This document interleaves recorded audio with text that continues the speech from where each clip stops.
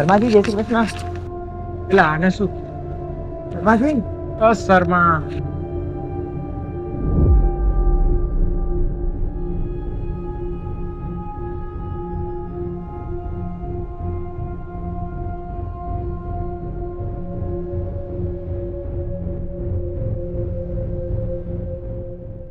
શું થયું છે શર્માજીને? કેમ આવું કરે છે? જોવું પડશે યાર, આવું તો મેં પહેલી વાર જોયું. શું થયું બેયને? અરે બાપુજી કાંઈ નહીં યાર, શર્મા. શર્મા તો હમણાં તો અહીંયા આવ્યો હતો. શું બાપુજી, શર્માજી અહીંયા આવ્યા હતા? હા, એનું મોઢું પડેલું હતું. મેં એને ઘણું પૂછ્યું પણ એ કાંઈ બોલ્યો નહીં. એ મારાથી બીતો હશે. એ તમારા જેવડો છે. પાડોશી ધર્મ નિભાવો અને ત્યાં તમે જતા આવો. બરોબર છે, આપણે જવું જોઈએ. ચાલ ફરી આવ. અરે શું થયું છે શર્માને? કેમ આવી રીતે વર્તન કરી રહ્યો છે? ખબર નહીં, બાપુજી પણ કહેતા હતા. અરે શર્માજી, અરે શર્મા,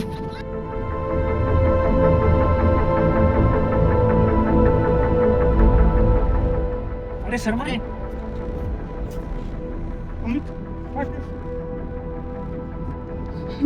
અરે શર્મા શું થયું? કેમ આવું પગલું ભરો છો?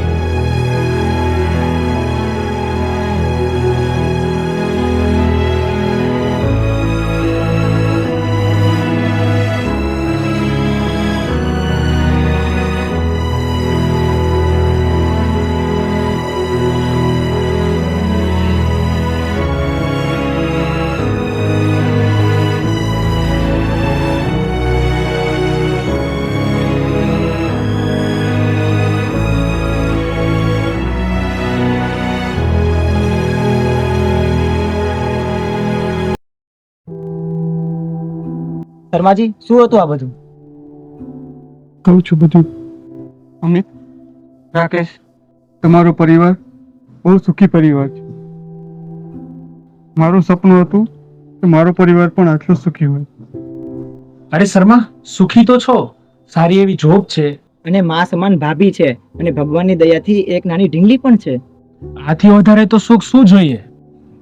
પણ ભાઈઓ, જેવું દેખાતું હોય છે ને એવું હોતું નથી. અરે શર્માજી, પણ કેવા શું માંગો છો? એ જ જે તમે જોઈ નથી શકતા, જે હું જોઉં છું અને સહન કરું છું. જે મારાથી સહન ન થયું એ જ અમારી મજબૂરીમાં કરવું પડ્યું. અરે શર્મા શું થયું? સીધી રીતે કે ને તો કઈક રસ્તો નીકળે. તો રાકેશ, ચોક તો મારી સારી જ છે. ચોબેથી જ્યારે હું ઘરે પરત ફરું છું ત્યારે મારી પત્ની અને મારી દીકરી સૂઈ ગયા હોય છે. હું મારા પરિવારને સમય જ નથી આપી શકતો. તો આ જોબ મારી શું કામની? બોલ અમિત, શું કામની? અને રાકેશ, જ્યારે મારે રજા હોય છે ને ત્યારે એની રસોડામાંથી રજા નથી મળતી. અને રહી વાત મારી દીકરીની, તો ચોથામાં ક્યારે 10 વર્ષની થઈ ગઈ ખબર જ ના પડી. પણ તમે બંને જ કહો, આવી હાલતમાં હું કેવી રીતે જીવી શકું?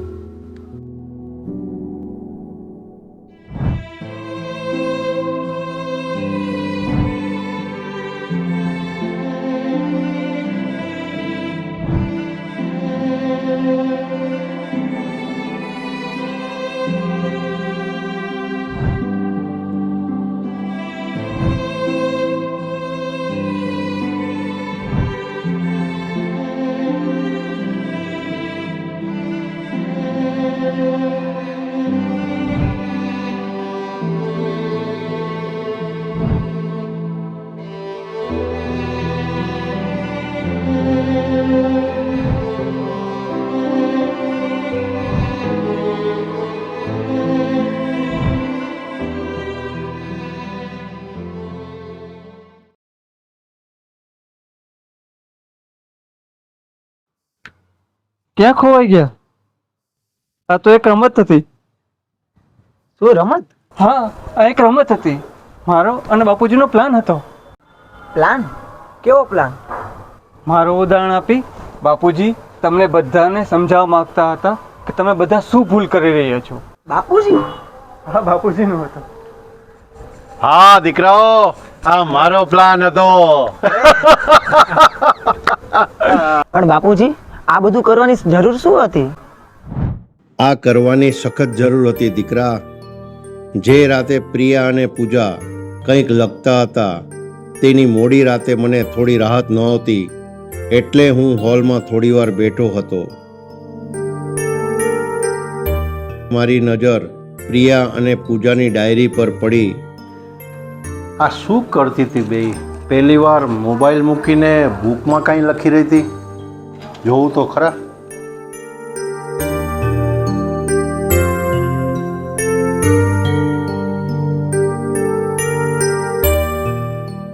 જ્યારે મેં ડાયરી ખોલીને વાંચી તો મારી આંખો ખુલ્લી જ રહી ગઈ.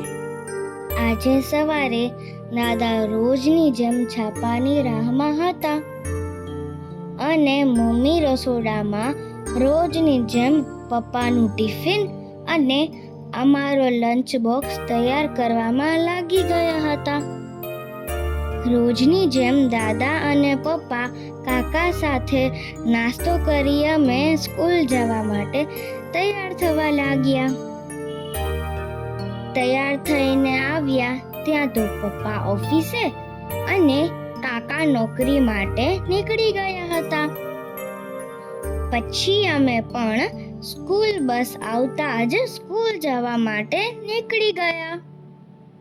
સ્કૂલમાં આજે ટીચર કંઈક નવું કરાવવાના હતા.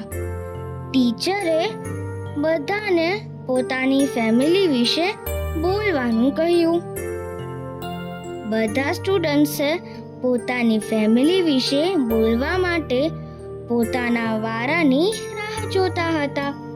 જ્યારે હું અને પ્રિયા એકબીજાની સામું જોતા હતા. એક બાજુ રોહન એના દાદા દાદી સાથે વાર્તા સાંભળવાની વાત કરતો હતો. ક્યારેક પરી માટે એના પપ્પા રમતા તો ક્યારેક જય અને એના મમ્મી રોજ સાંજે મંદિરે જતા. બધા પોતાના પરિવાર સાથે કેટલા સુખી છે તે કહેતા હતા. જેમ જેમ બધાનો વારો આવતો જતો એમ એમ હું અને પ્રિયા મનમાં પ્રાર્થના કરતા હતા કે અમારો વારો ના આવે, પણ બધાએ બોલવું ફરજિયાત છે એવું ટીચરે કીધું હતું. જ્યારે મારો વારો આવ્યો અને મને બોલવાનું કહ્યું તો હું વિચારવા લાગી કે હવે શું કહું. મારી પાસે પણ દાદા છે જેમનું સવારે છાપવું તો જોઈએ જ. પપ્પા છે જે બહુ બિઝી હોય છે. મમ્મી છે જેને રસોડામાંથી ટાઈમ નથી મળતો અને એટલા માટે હું અને પ્રિયા મોબાઈલમાં રમતા હોય. પણ આ બધું હું વિચારીને ના બોલી શકી. ટીચરે મને બેસવાનું કહ્યું. મને પણ બોલવાનું કહ્યું. મેં બોલવાનું ચાલુ કર્યું. મારા ઘરે મારા દાદા અમને બહુ પ્રેમ કરે છે. જ્યારે પણ અમે ગેમ્સ રમતા હોય ત્યારે અમને સમજાવે અને ખીજાય કે મોબાઈલથી આંખ ખરાબ થાય અને તરત છાપું વાંચવા માંડે છે. મારા પપ્પા બહુ સારા છે. એ મને કોઈ દી ખીજાતા નથી અને કંઈ કહેતા પણ નથી, કેમ કે એની પાસે કામ જ એટલું હોય છે. મમ્મીને હું હેરાન નથી કરતી કેમ કે આખો દિવસ રસોડામાં કામ કરીને થાકી ગઈ હોય છે. એટલે હું અને મારી મોટી બેન પૂજા મોબાઈલ લઈને રમતા હોય છે. આટલું કહી અને હું બેસી ગઈ. આખો ક્લાસ શાંત હતો. ટીચર પણ અમારી સામે જોતા હતા પણ કઈ બોલ્યા નહીં. સ્કૂલ પછી અમે ઘરે આવ્યા અને તરત મોબાઈલ શોધવા લાગ્યા. દાદા સામે જોતા અને ગુસ્સે થઈ ગયા. આ બધું વાંચ્યા પછી મને મારી ભૂલ સમજાણી કે મારી ડિસિપ્લિન અને છાપા સિવાય મારા ઘરમાં મારી 2 પૌત્રી પણ રહે છે, જેના સાથે એક પરિવારની જેમ રહેવાને બદલે એક બહારના અજાણ્યા વ્યક્તિ જેવો વ્યવહાર કરતો. મોબાઈલ ના લેવા માટે હું મોટા લેક્ચર આપતો, પણ બંનેને 2 મિનિટ હૂંફ વાલ કે સુખ ના આપી શકતો. એટલે પછી મેં વિચાર્યું અને તરત જ બીજા દિવસે તમે લોકો કામ પર ગયા ને મેં શર્માને ઘરે બોલાવી લીધો. આખો પ્લાન ઘડ્યો અને સમજાવ્યું ક્યારે અને ક્યાં પ્લાન મુજબ કરવાનું છે. બસ પછી જે થયું એ તમારી સામે જ છે. અમને અમારી ભૂલ સમજાઈ ગઈ. હું ધંધામાં જ રચ્યો પચ્યો રહું છું. અને હું પણ આખો દી મારી જોબ અને કરિયર જ કર્યા કરું છું.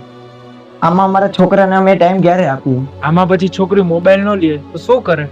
આપણે એમને ખીજાતા હોય છે કે ફોનમાંથી બહાર આવો, ફોન મૂકો, પણ આપણી પાસે જ એમના માટે ટાઈમ નથી.